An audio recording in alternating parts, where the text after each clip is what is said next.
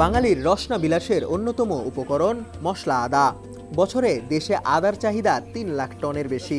২০২৩-২৪ অর্থ বছরে আদার উৎপন্ন হয়েছে প্রায় ১,৯২,০০০ টন। চাহিদার প্রায় ৪২ থেকে ৪৫% করা হয় আমদানি। বিদেশ থেকে আমদানি নির্ভরতা কমাতে বস্তায় আদা চাষের জনপ্রিয়তা বেড়েছে।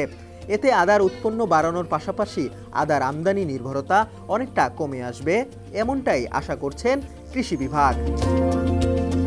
ময়মনসিংহের ফুলবাড়িয়া উপজেলার পুটিজান ইউনিয়নের শিক্ষিকা শিল্পী রানী পাল ৩ বছর ধরে বাড়ির আঙিনায় বস্তায় আদা চাষ করে স্বাবলম্বী।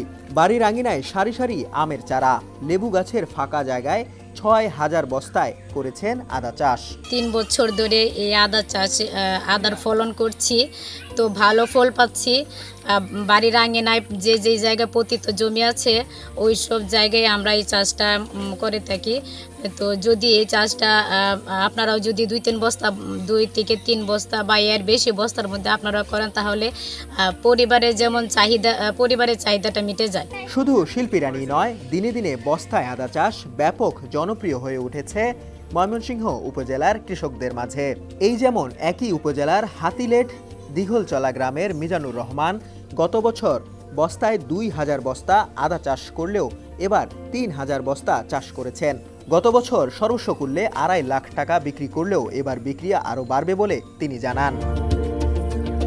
এদিকে আদা চাষ আরও বাড়াতে মাঠ পর্যায়ে কৃষকদের উদ্বুদ্ধ করে যাচ্ছে কৃষি বিভাগ। ময়মনসিংহের ফুলবাড়িয়ায় কৃষি অফিস সূত্রে জানা যায়, চলতি বছরে উপজেলায় ২৬ হেক্টর জমিতে প্রায় ১.৫ লাখ বস্তা আদা চাষ হয়েছে।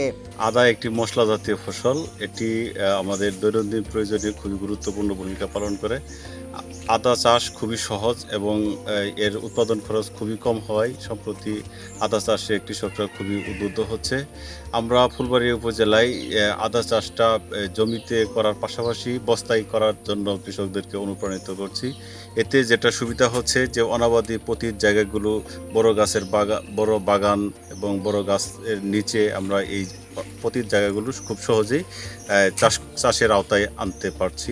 বিগত ৩ বছর যাবৎ এই জমিগুলোতে এই শঙ্করচন্দ্র পালের বাড়ির আঙিনায় বস্তায় আদা চাষ করাই।